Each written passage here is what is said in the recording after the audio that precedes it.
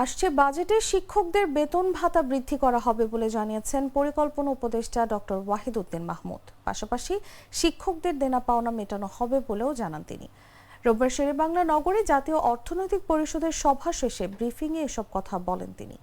পরিকল্পনা উপদেষ্টা বলেন, শিক্ষকদের বেতন ভাতা বাড়ানো হবে, পাশাপাশি অবসর কল্যাণ ভাতা 5 থেকে 6 বছরের বকেয়া আছে, এগুলো মেটানো হবে।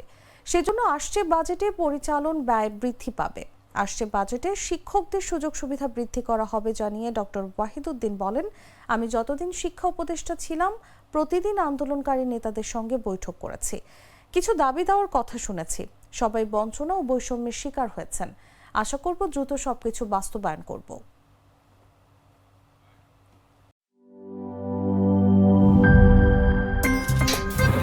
আমার একটা স্মার্ট সিদ্ধান্তে 25% গ্যাসের খরচ কমেছে। ভাবছেন কিভাবে? সাধারণ গ্যাস স্টোভ বদলে আমি এনেছি আরএফএল গ্যাস স্টোভ। এর সাইন্টিফিক নজল ও ব্রাস বার্নার ক্যাপ সমানভাবে তাপ ছড়িয়ে রান্না করে দ্রুত, তাই গ্যাসও বাঁচায় 25%, টাকাও বাঁচে 25%। আরএফএল গ্যাস স্টোভ নিরাপদ ও গ্যাস সাশ্রয়ী।